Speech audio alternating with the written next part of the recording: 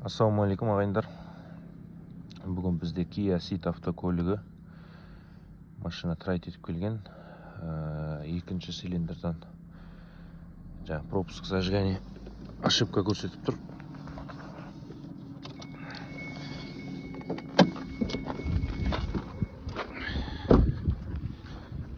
Екінші цилиндрді катушкасы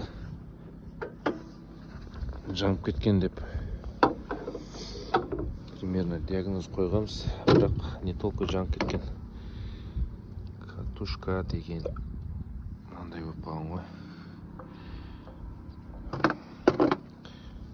Бұның себебі причина бұл ключик айырбастау керек. Қазір компьютер шешкеннен көрсететін боламын.